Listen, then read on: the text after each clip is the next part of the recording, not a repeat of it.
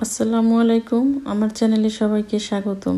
আমি আজকে পারফেক্টভাবে ঘি বানিয়ে দেখাবো। আমি এখানে 3টা আনসল্টেড বাটার নিব। প্রতিটা 250 গ্রাম করে আছে।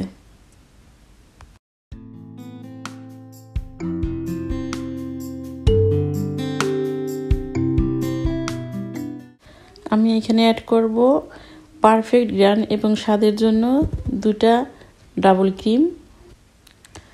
এখানে 600 ml করে আছে, আমি 2টা দিয়ে নিব। কেউ যদি চান এর সাথে হেভি ক্রিমও দিতে পারেন। আমি ডাবল ক্রিম দিলাম। আমি অলরেডি চুলা অন করে দিছি। বাটারগুলো আসা পর্যন্ত অনবরত লাড়তে থাকবো। আমি যেহেতু এখানে ক্রিম দিয়েছি, সো পাতিলের তলানিতে লেগে যেতে পারে, এর জন্য কন্টিনিউ লেড়ে যেতে হবে। আপনার লাড়া বন্ধ করা যাবে না, তাইলে তলানিতে লেগে যাবে। আমি যেভাবে লাড়তেছি সেভাবে লাড়তে হবে।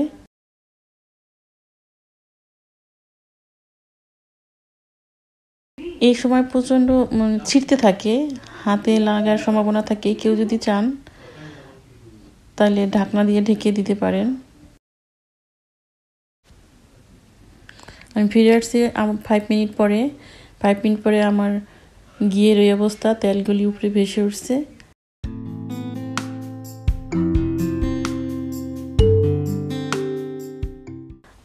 চুলার হিট ফুল আছে।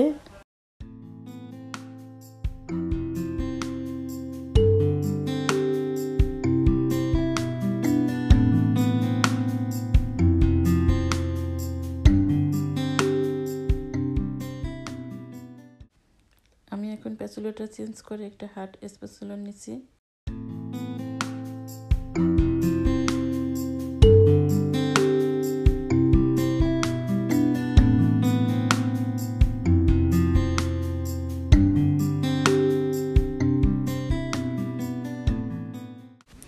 প্রচুর পরিমাণে ছেটার কারণে আমি একটা ঢাকনা দিয়ে ঢেকে অনবরত নাড়তে থাকবো।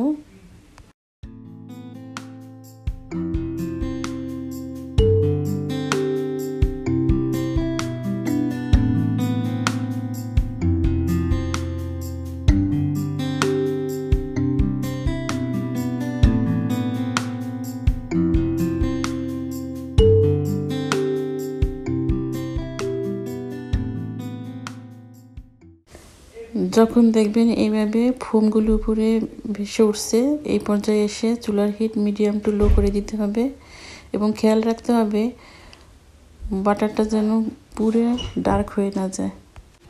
বাটারটা যদি পুড়ে যায়, স্বাদ এবং ঘ্রাণ দুটোই নষ্ট হয়ে যাবে। তাই খেয়াল রাখতে হবে এবং অনবরত নাড়তে হবে। এই পর্যায়ে এসে এমন একটা ঘিয়ের ঘ্রাণ পাবেন, সারা ঘর গন্ধে মোমো করবে। পারফেক্ট একটা ঘিয়ের ঘ্রাণ আসবে এই পর্যায়ে এসে।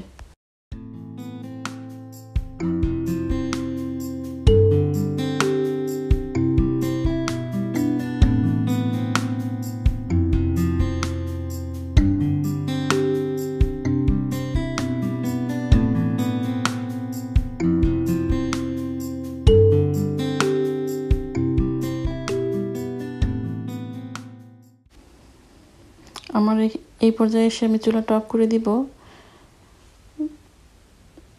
এবং চুলা বন্ধ করে আমি কিছু সময় লাড়তে থাকবো। হালকা একটু ঠান্ডা হয়ে আসলে আমি এটাকে ছেঁকে নিব।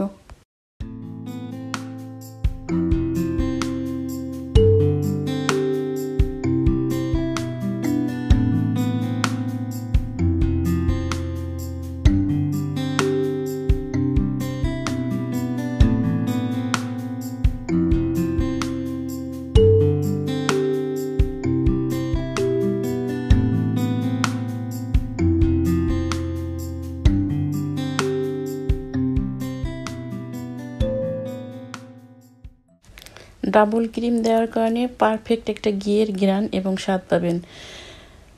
বাটারে কিছুতেই সেই স্বাদ পাওয়া যাবে না। ফিরে আসছি নতুন কোনো রেসিপি নিয়ে। আল্লাহ হাফেজ।